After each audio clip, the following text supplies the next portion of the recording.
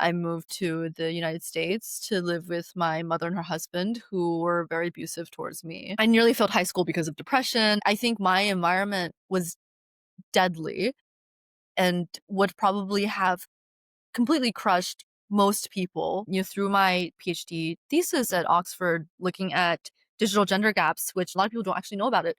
Essentially, digital inequalities throughout the world. And throughout the world, women are 19% less likely to be. Welcome to Low to Grow, the podcast transforming life's toughest moments into opportunity for growth. I'm Annie, a Forbes Under 30 technology founder whose entrepreneurship journey ran parallel to a mental health awakening. In every episode, I sit down with inspiring individuals and delve into how they managed to turn their personal or professional challenges into opportunities for growth. If you're facing uncertainty in your life, feeling down, or simply need a kick of inspiration to keep moving forward, this is your space for the honest and uplifting conversations that you will want to hear. Hit follow so you never miss an episode, and let's dive in. With me today is Linda, a BBC featured entrepreneur, Oxford PhD researcher, and also the founder of InfraLabs, where she's building AI native infrastructure that's actually age inclusive and justice driven. Linda is also a founding partner of Gossip Group, which is a woman-led angel syndicate investing into the future of health, happiness, and humanity. Linda was raised between Beijing and the US, and she had to break herself free from a violent household before winning a full-ride Clarendon scholarship to do her DPhil in computational sociology at the University of Oxford. Her last startup, Mung, was recognized by the BBC for redefining digital ageism, and she has been building technology to liberate people ever since. Linda's story is nothing short of powerful, and she is an example of the progress that can be made when technology is developed through the lens of healing-centered leadership. I am genuinely so excited to learn from Linda today. Linda, it's a pleasure to have you. Thank you for having me. It's a pleasure to be here. So, Linda, before we start, who do you think will benefit the most from our conversation today? I think anyone who is starting their journey or who is sort of going through something difficult in their personal lives and wondering how to sort of reconcile that with their own ambitions. Anyone who, shares these identities of being not a man, like a woman or non-binary or a lesbian or gender marginalized, Asian, non-white, immigrant, etc., can benefit from, I think, learning from different stories like mine. I I don't want to say that I would be an inspiration, but I hope that my story can be encouraging and empowering for people. And Linda, where does your story start?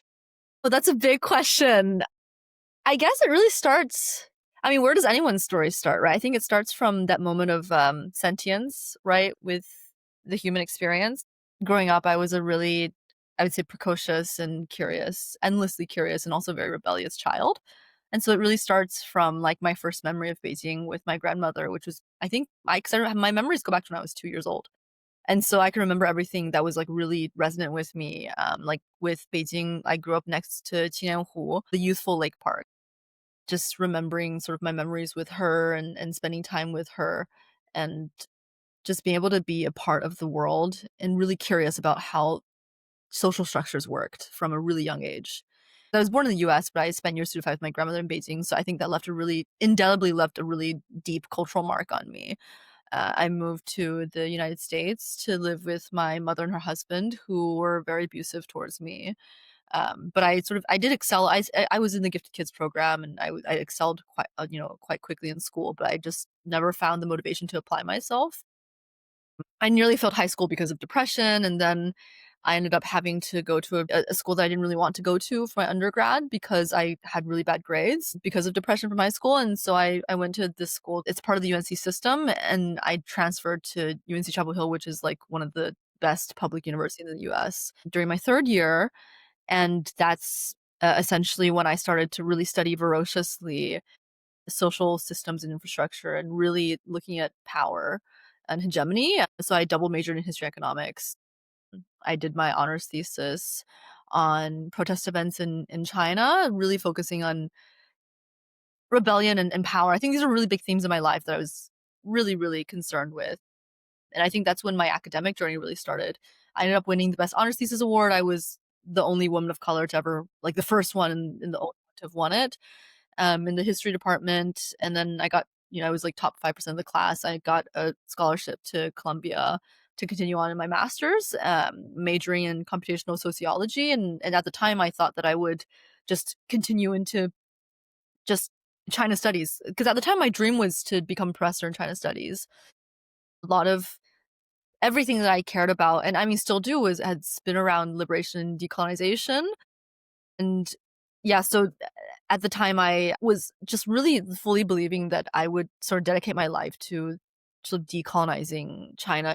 And I self-taught myself Mandarin Chinese like during my undergraduate and became fluent in like 2 years, because I was just like I was so committed to that. And then I went to Columbia, and obviously things never turn out the way you plan. I ended up pivoting into computational methods, so looking at AI and machine learning. I became really intrigued by that.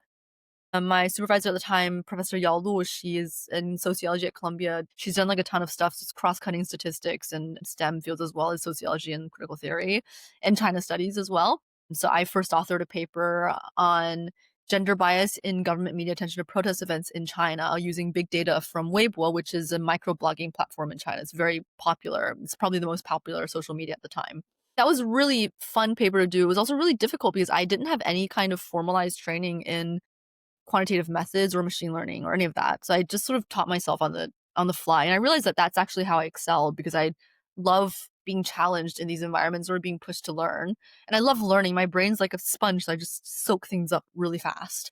Through that, I realized, actually, because we were dealing with a lot of unstructured data from social media, I saw that methods that exist in machine learning and natural language processing, they're not made for non-European, especially non-Anglocentric contexts, non-English contexts. To make that really concrete, for instance, if you want to analyze like any kind of social media post in Chinese, in order to feed it through the NLP algorithm, you have to add spaces manually between words to make it seem more like English so that the algorithms can recognize what's going on. And so I was like, that's just not right. And so I ended up being inspired by that. I wrote, so I was the youngest invited contributor for the Oxford Handbook to write about decolonizing computational methods and really pushing forward this theory of Chinese computational sociology, centering Chinese and of course other non-European languages as a standard for creating a framework for AI and for natural language processing. Before it was cool because it's like 4 to 5 years ago. It was a long time ago. I didn't realize it was really a big deal until people were telling me that it's a really big deal, because I just really cared about the topic. And then later on, I took a gap year and I ended up coming to Oxford on the Clarendon Scholarship, looking at digital inclusion for women, and later on expanding into age inclusion as well, because so many older folks are excluded and age and gender are so intricately intertwined. And then building out Mung, and then now InfraLabs. I think that's when I realized it's all come full circle, because everything I've done has been really intellectually driven and powered. I think being a PhD at these institutes that have really been dedicated to this kind of work, and also centers for, violence and domination as well, sort of these tensions that exist, but being in an institution like Oxford and then, Columbia beforehand, everything that I've done has been really pushed with intellectual rigor. So I feel quite privileged to be in a space like that, where what I'm building, the venture I'm building, is not really like a lot of the retail startups that you'll see where it's just for the sake of making money, which there's nothing wrong with that. But I think being in the space of deep tech and creating the first global standard for age inclusion on a digital platform, it really is research heavy, R&D heavy, and very much so intellectually rigorous. It's just sort of come full circle. That's sort of my story in like a small nutshell. Wow, that's a very action-packed story for a very small nutshell, but congratulations on all that you have achieved. Linda, one question for you. If you think back to when you were 5, or say when you were, 5 or 6, would you have expected to be doing what you are today?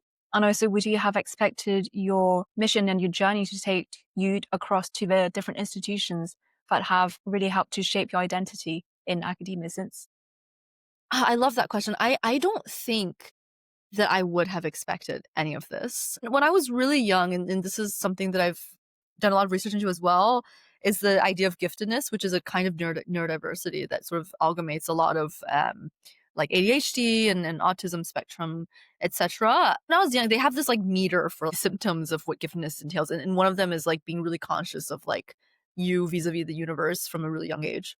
And so when I was like 6 or 7, I remember I would look out the window in the car at the clouds, and I would think I would have this feeling like I'm here for greater, like a much greater purpose. Hmm. And it's not something a child is really supposed to feel. I just had this feeling, I knew that I was meant to be doing something great at a global stage. But I didn't know what it was. I was a piano prodigy growing up. So I studied piano from the age of 5, and I like mastered all of Bach's inventions by 7.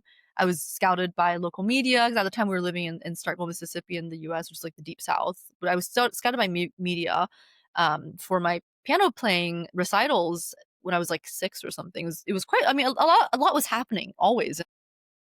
But it was also, like I said, at the same time, it was a really violent environment that I grew up in. So I was like surveilled and forced to practice a certain number of hours a day because I was, my piano teachers all believed that I would go on to Juilliard and become like a world-class pianist. But for me, it was a really strange experience because I was just a kid and I was just doing what I liked. But adults would put all these sort of expectations onto me and tell me all these things that I didn't understand what it meant. At the time, I thought that I would be a piano teacher. When I was younger, when I was 5, I think I was like, I want to be a piano teacher. But I also knew that I was destined for something much bigger than me, like something global. Yeah, something extremely meaningful. And that sense of purpose, and this might sort of cross cut into another question you asked, but this sense of purpose carried me through everything that I did and everything that I ended up, later would survive, like all the kinds of physical and emotional abuse that I had to survive. That sense of purpose is what carried me through everything. And also what got me into full scholarship at UNC Chapel Hill, and then a full scholarship into Columbia, and then a full scholarship into Oxford. So I just was never afraid to think extremely big, no matter what people around me said. And I always ended up being right. so so I was like, I don't care what people who have small minds think. But if you asked me like a few months ago or like a year ago, would you think you would be doing something in aging and tech? I'd be like, what the hell? Those aren't things I've really ever considered. And when I came into Oxford, I was certain that I would become a hotshot professor. Like that was my dream.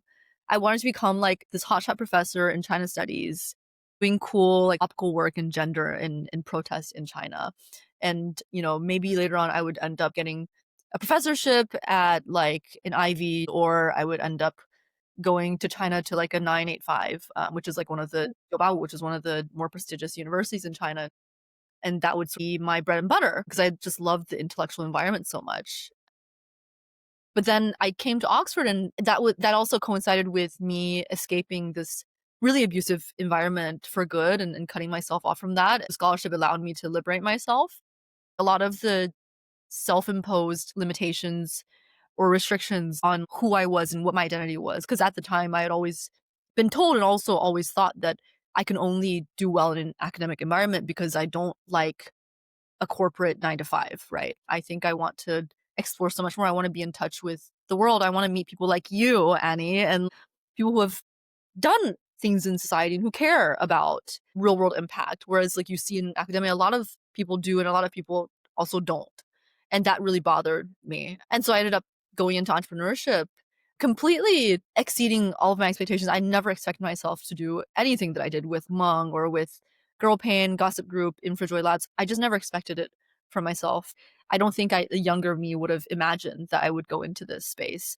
Although, I think it is interesting. There was a chance for me to become a child star when I was younger because of my piano playing, and also just like really extroverted, quite like bubbly personality that I could have gone on to like child acting, and I didn't. Why not? One of them is like my hunger for knowledge and intellect is too strong for me to enter the entertainment industry. And also, and I think growing up, like I had really powerful instincts about what kind of space would be safe for me versus what kind of space would not be safe. And I think I was especially attuned because I grew up in such an abusive environment that I was extremely, extremely, and already more sensitive than I already was to power and hierarchy and hegemony and the effect that it would have on me. Obviously, it wasn't completely my choice because my parents had ultimate authority over everything I did, but they're also like, they're Chinese, right? So they're not going to agree to entertainment. So I think that actually ended up working out in my favor. Growing up in America, you see what the entertainment industry does to people who go through it, right? They're assets, they're not people. And they're certainly not going to be the boss of themselves. They don't hold much power in the larger, industry. And now I can say retroactively, I can say sort of quite, with more eloquence that I wouldn't choose the entertainment industry route or the creative route because it's not, unfortunately, an industry that allows for autonomy or sovereignty over yourself or your thoughts. And it's certainly not an intellectually driven space, whereas academia is low paid or whatever, but it is a space where your selfhood is relatively much more protected than if you're going on to become, like a singer or performer. As a performer, you really are at the behest of the viewer, and the viewer tends to be a straight white male, and especially if, we're Chinese women or we're Asian women or women of color in these spaces, we're facing so much objectification and sexualization and dehumanization, and that's just not I'm not gonna tolerate it at all. Hmm. I think from the way that you're talking, your self-awareness has always been quite strong, even as when you were a younger child. And as you said, it is lucky that when you had that opportunity to become a child entertainment worker, your parents actually made the right decision for you. You mentioned this household environment that you grew up in. How did that affect you when you were, going through school or navigating that cultural change as well when you moved from China with your grandma to the US? I think it affected absolutely everything. I ponder on this often. One thing I do is I think a lot, like I overthink. But I think about this all the time. I also self-taught Chinese astrology at one point, so I would think a lot about like fate and destiny, and like also, I'm quite like a Taoist slash Buddhist slash agnostic, quite spiritual. So I mean, but I also study sociology, and I come from a Marxist tradition. A lot of the frameworks to understand society and social systems tends to be oriented towards systems. You don't really consider too much agency of an individual, and I've been trained in that. There's a phrase in Chinese, 性格决定命运, which means a person's character determines their fate, right? And that's true to a huge degree. And how much of your personality is 先天 versus 后天, like it comes from you versus it comes from the environment you're in. I think my environment was deadly and would probably have completely crushed most people, most kids growing up. And it's not like a brag or anything, it's just the truth. But then I think because of my particularly strong character, I was able to get myself through it so that I had the wherewithal to use that environment and make myself stronger from it. But I don't really like to credit the environment with much because it was a hurdle on everything in my life. It's been a hurdle in like intimacy. It's been a hurdle in relationships. It's been a hurdle in my academics. Because of that environment, I nearly failed high school. I constantly got told by teachers that I went to after, when I had to go to an undergraduate space I didn't want to go to and ended up having to transfer later on. Teachers constantly told me, they were surprised that I was at this place. They told me they thought I should be in a place like Harvard or Yale. And it just made me feel terrible about how I felt like I'd failed myself, when actually it was because of that environment, that it prevented me from being able to fully engage in my studies. It prevented me from fully engaging intellectually and emotionally, and creatively and artistically. And it stoppered me in a lot of ways, I think, from like reaching my potential earlier. But I also think on the flip side, because I am a survivor and as someone who is also queer and Chinese and a woman and lesbian, I think the resilience that I've cultivated in myself via those really traumatic and terrible experiences give me a huge advantage compared to people who grew up with a silver spoon, right? Because I very used to being denied my selfhood. I grew up in an environment where my intelligence and my worth was constantly put into question. I was constantly threatened and coerced, and, with financial coercion. It's a sink or swim kind of environment. I had to develop really strong abilities to persuade, really strong ability to sell, really strong ability to believe in myself. These qualities are things that I've cultivated in myself. I don't really find what the startup world or what the investment world terms failure to be failure, because it doesn't feel like anything to me. Because I've already been through much, much worse. What I mean by much, much worse is where my life or my death is literally on the line as a kid, right? The kinds of failures that people talk about on LinkedIn with like startups or whatever, it just literally just nothing. It's not something that I would really ever wish on anybody, and I don't think anyone should ever really have to have it, because you pay a really steep price for this kind of strength and for this kind of wisdom, right? And it's certainly not fair. It's just what I was dealt with, and I had no control over it. But it is what I have. You're very eloquent in saying exactly what your experiences have allowed you to do or have enabled you to learn about or discover in yourself. Has that always been the case, Linda, or is this something that has come to you in the more recent years? If you're referencing my ability to sort of look at it in a more balanced way, I would say, yeah. I would say that I was aided by some, I wouldn't say amazing therapists, but they're like good enough that they're like helpful. Sometimes you just need a space to just cry and talk about things. It's taken me like a year or two to reconcile with the experiences. For the longest time, I just felt like I didn't grow up in a normal home. I don't have a secure attachment style. I find it difficult to allow people into my inner sanctum emotionally. And that makes me inferior as a person. And I think this would just sort of add on to like all of the other sort of divergences that I already have, which is like I'm extremely intelligent, extremely gifted. I always felt like I couldn't relate to the kids around me growing up. And I always felt alien, and whenever teachers would compliment me, it always just made me feel more isolated. And so that kind of isolation that comes with this multiple layers of exceptionality, you could call it, in like the most literal sense of the word, being exceptional is being outlier, right? Like I think that was the most painful part for me, was like reconciling with the loneliness of acknowledging that, oh, I've been through this and most people haven't, and most people wouldn't be able to survive it, and I did, and most people wouldn't be able to heal from it, but I did. And then what comes after is like, oh, actually, then there's like, am I just all alone? Am I just like inferior? Am I just weird? Or am I just like, there's something like I'm just so different that I will never find a community? Through that lens and through that sort of like emotional architecture, it took me like a year or two to really accept how different I am from everyone around me. It's a journey for sure. And a lot of my friends have told me that I should write a memoir or like start now. And I was like, yeah. If you ever do write a memoir, sign me up to it. It will come with your experiences, which is very energetic. That's a word that I would use just in terms of what you have been able to achieve with playing the piano and also your intellectual ability down us over countries that you have lived in. But I think it's also the revelations that you have about yourself that then takes place. Two words really popped out just now. The themes that you have experienced in your lives, isolation or loneliness. I realized that these are also two themes that older people or more elderly people in our society would also feel.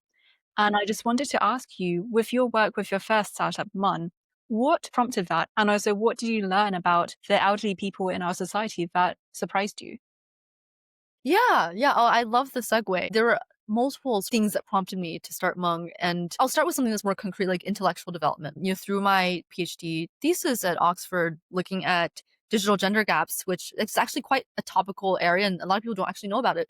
Essentially, digital inequalities throughout the world, and my research draws from the Digital Gender Gaps Project, which is led by my supervisor, Riddhi Kashyap. She's a world leader in this field. Throughout the world, women are 19% less likely to be able to access mobile internet than men. And so that's the digital gender gap, right? Through looking at that work and establishing my own theory of how online and offline gender inequalities interact, which I term digital gender circularity, I became really cogently aware of how age and gender are intimately intertwined. And there's no way that you can really separate the two. Over the course of a woman's lifespan, and cisgender women will tend to live longer than men, you experience a double marginalization across both gender and age. That was the intellectual motivator for Mung. The emotional sort of driver was that my grandmother, who I'm extremely close to, during the pandemic, she had kidney surgery and she nearly didn't survive the recovery because she didn't know how to use her phone to order groceries. She couldn't find the grocery platform accessible for herself.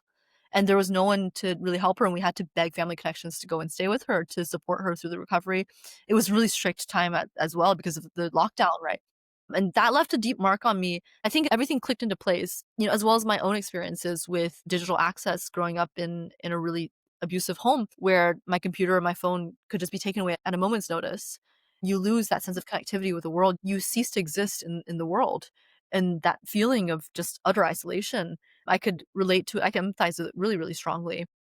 And all those things put together is what drove me to start Hmong. I just wanted to do more with my PhD than just do research or just talk about it. I think Oxford's amazing. My college is amazing. They're extremely supportive and so generous, but I just got really sick of this way of doing things in academia where all you're doing is just pointing out problems and you're not putting any kind of effort into changing what you're seeing. It just ends up feeling like a circle of people just exchanging papers.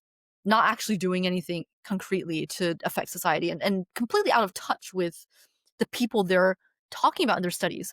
And I got really tired of that. And so I ended up thinking, what if something was done about this? I became interested in startups because a couple of my friends I knew had their own nonprofits or companies. Why not give it a try? I ended up starting Mung, and it was just unexpected that we ended up getting covered by BBC as well. Because at the time, like when we started it in the very beginning, everyone was telling me, this is an amazing problem, it's really cool, but have you just considered doing a nonprofit? Like, it's not profitable. But I just didn't really care what people said because I just knew that it was what I cared about and it was important to me. And it was also this huge gap, not only in terms of digital inclusion not being well known, but also the fact that older consumers are the fastest growing segment in the world and also the most financially powerful.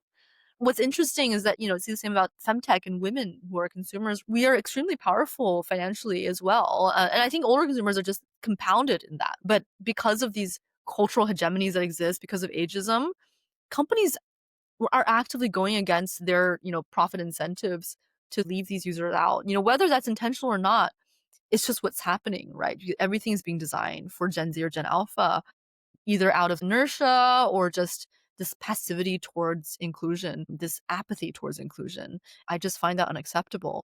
I really love how you are taking the time and the initiative to do that. And I love how you're also taking a step away from academia, which for so long has been a route that you had seen yourself in. But now you're actually taking scientific research and also observations and turning them into solutions. And I think that actually reflects the action orientated personality that you have. And I think that's quite a beautiful thing to see.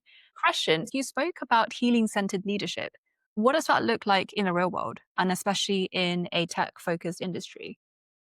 A lot of what we see in Silicon Valley and like tech bros, etc., move fast, break things kind of motto is unsustainable. And obviously, there's been people who are much more articulate than me and much more well learned than me who have critiqued this extremely eloquently. But tech has this immense power to influence people's lives. And people who are at the helm of these big tech corporations don't really appreciate the role of technology in society in marginalized communities. They treat tech and investments and money like it's a game. And I understand, you're just playing the game or whatever, but they just don't know what the fuck they're doing. And they have just been standing on the shoulders of not giants, but corpses that they've benefited from for so many decades, centuries, right? This social injustice that allows them to continue to be so frivolous in the way that they are pushing society towards a direction that is catastrophic for everybody. Healing centered leadership is that we're not going to sing kumbaya around a fireplace and we're not going to be cliche and new agey or whatever, but we are going to focus on what is actually healing for society, for our economy, for our markets, really focusing on purpose in what we're doing and being really intentional about how we are creating our technology and also the kinds of stakeholders and the kinds of people we allow into collaborations with us, into pilot partnerships, into our cap table is really important because I think just like being in the tech space and also someone who's like really sensitive to power imbalances, you just notice that people are just they're just raising to raise. It's just this hype cycle over and over again. I don't think there's anything wrong with wanting to raise money. I don't think there's anything wrong with moving fast, as long as you're not actively harming people. It just feels like so much of the tech world is oriented around this hype bubble. And this hype bubble never actually stays, and it doesn't leave any kind of real legacy in the world. Something that's huge for me is legacy. It's creating something that will outlive me and my co-founders and our shareholders. And obviously, I think profit and valuation, etc. I appreciate that these are important. They're also important to me because I want to be paid for my labor, and I want investors who are coming in and bringing their resources to also see, increases in the valuation and in their stock holdings. I'm also an angel investor myself, so I completely understand that perspective. But I want to build something that's meaningful, and most importantly, in the process of building it, I want to feel fulfilled and nurtured and healed by what I'm doing, like genuinely passionate, genuinely joyful, and this is why we're called infra joy, joyful infrastructure, but genuinely joyful at the thought of doing what we're doing and not doing it for anybody but our end users and ultimately our own mission and our own purpose. I think that's what healing leadership means for me. It's both internal and also external. One, you're sort of healing yourself in the process, and two, you're also healing the people that you're serving, the people around you. We are serving, development teams and supporting them and making their platforms, their digital infrastructure truly older age inclusive. It is a really healing and really joyful experience to work with these teams, and they genuinely feel really powerfully about what we're doing as well. We're helping them increase revenues, and they're also supporting us, right, as a customer. It's a win-win situation. It's never a zero-sum game. We're also building legacy because there is no global standard for older age inclusion. We're first in this green space, and it is just deeply fulfilling to be able to do this after we enshrine these standards into policy. Every company that comes after us has to follow what we built. And they are also going to make platforms that are better and easier and usable for not just older consumers, but just everyone. Love that, because I think for you, it's the social impact, and it's actually meaningful social impact delivered through this mechanism, which could be your current startup, or it could be the movement that potentially grows around it. For someone who might not be familiar in the tech space, like, what does it actually mean to build infrastructure that is age inclusive? Making infrastructure inclusive means that you're making infrastructure from day one with these people in mind. You're actually taking them into account when you're building something. If you want to think, for instance, about seating in public transportation, a lot of it was built for white cis males. And so a lot of us will find it really uncomfortable because of the way that it's sort of slanted or arched. It's not really for someone of our height, or it's not even just built for a woman, period. And it's sort of a similar concept with infrastructure. If you go on a website today, the text tends to be really small size. And so anyone who's older, that is already just like the most basic kind of requirement needed to be accessible to someone who's not just older age, but also just vision impaired in general, because I'm nearsighted and I wear contacts. And I find a lot of websites really difficult to access because of this, right? That's sort of one of the really basic principles of inclusive design, is that you're designing with the end user in mind, like really in an intentional manner. By infrastructure, we're talking about a lot of the basic foundations of platform from the code stack, right? Behind a website, there's a lot of code. There's a lot of templates that go into creating what we see on the screen. When you go on a website, is there just too much information on there? It's really hard to sort through. The logical flow of a checkout for someone who is older, for someone who is cognitively impaired, which is highly correlated with aging. Some of this has been covered by existing accessibility policies, like the EAA is coming into effect on the 28th of June, but it's just not sufficient because it's made as a checklist rather than as something that's really intentional and meant to be co-designed with the end user in mind. And so when we talk about infrastructure, we're talking about really these foundational aspects of not just the code itself, which is the technical part, but the philosophy that goes into literally designing the entire platform, the logical flow of, how to get end user from point A to point B, how to get them from point B to checkout. Or in the case of, for instance, health firms, which we've already started a few pilots with, how do you support an older patient in being able to navigate this labyrinth that is the online world for them? Being able to help them set appointments for preventative checking, for seeing the doctor, for being supported to healthily age, right? These are extremely huge problems and just glaring gaps for the health industry, for the government, for the entire world, because the world is rapidly aging. By 2050, we're going to have billions of older people, including you and me, right?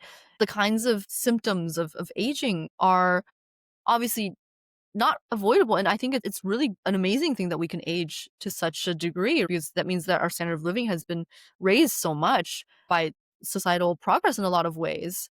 How do we create guardrails? How do we create platforms and systems and infrastructure that is truly inclusive of us, that we're future proofing for ourselves? When we get older, we will live in a world that is accessible to us. When you are pitching this to potential investors or potential pilot users or potential partners, do you get any resistance?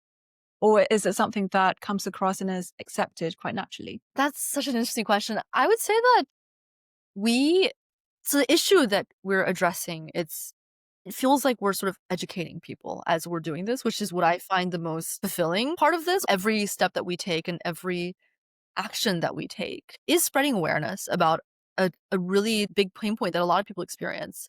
The reaction that we get a lot from partners, from anyone, is, oh my God, my grandma, my grandpa really needs this. I really hope it works because it's such a pain helping them with digital technology. Or it's I don't have enough time and I really hope that this can become a reality so that platforms can be more usable for my grandparents so I don't have to spend so much time helping them use YouTube anymore. With partners, collaborators, I think different sectors will have different reactions. Most people are extremely, aligned with our mission. And I find that really amazing because obviously there are lots of founders who might be dealing with femtech or something, and there's maybe less resonance. But for us, we're also dealing with an issue that is not necessarily gender specific. So there's a lot more resonance across the board. In the health space, the pertinence of this is not just in terms of revenue, it's not just in terms of social impact, it's literally in terms of life or death. Older patients being able to use digital platforms to create an appointment for a preventative disease screening is literally lowering death rates, and it's literally contributing to their longevity. We have quite a lot of, cross-sector synergy and engagements in place. If you're going to like events platforms or financial services, their responses typically will be a little bit more cautious, and it's not actually because of the mission, but because of the fact that we're AI driven, right? People are Interesting. rightfully cautious about, Hmm. I think especially financial services because it's very strictly regulated. And so that I think that tension is also there where they really believe in the mission, but they also have just really slow, really lots of bureaucratic and lots of blue tape. And that's what I also find so intellectually stimulating about this process. You just learn so much about industries that you just like you can't really imagine a lot of like how people respond when you talk to them about this. And then you learn about every industry's different needs. Event services companies we never expected to be potential clients. We that just wasn't on our mind. But actually a lot of event services, they are also really focused on inclusion. A lot of people are thinking about especially older age inclusion more than we had actually expected. And then I would say on the investor side, because I also run Gossip Group, which is an angel syndicate, so I'm an investor myself. I do understand where investors come from a lot more, and we've gotten a lot of really, really great enthusiasm and excitement for what we're doing. Hmm. That's really encouraging to hear, actually, Linda. And whilst we were talking, it actually brought to mind a speech that I heard Anne Bowden, who founded Starling Bank, give a while ago. I think she was saying one of her core focuses of interesting areas of technology is actually technology that can make our time on Earth, which is going to be longer and longer. It's how can we actually make our years on Earth be enjoyable and livable. So it's not just about living for a long amount of years, but it's actually how can we maximize the amount of in control, happy, connected lives that we are able to live. Let me then ask you our podcast staple. What do you think is one thing that will allow more people to have better mental health? Wow, that's a big question. I guess just sticking with the theme of everything I said, I think being able to have true autonomy over your life is really the foundation for health and wellness in every sense of the word. And that true autonomy comes from feeling included in the spaces that you're in and the tools that you're, able to access and use, and the ability to build a joyful life for yourself. And that means accessible. You have access to green spaces, access to good food, access to community that you need, access to great transport if you need it. An amalgamation of everything we talked about today, autonomy and freedom and support and inclusion. These are really the basics of any kind of happy and healthy life.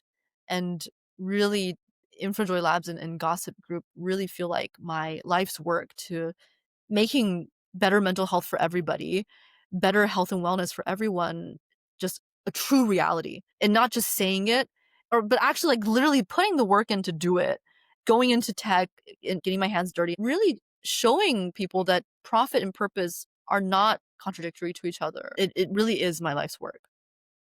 Linda, thank you so much for sharing that and also for opening up about your personal experiences and how it led you to try out different things and finally into the work that you're doing today, which is super important. It's been a pleasure to have you on the Low to Grow podcast. Thank you for having me. The pleasure's all mine. That's a wrap for today's episode of the Low to Grow podcast. If it resonated with you, leave a review and hit follow to help more people to find important conversations. Keep growing and see you next time.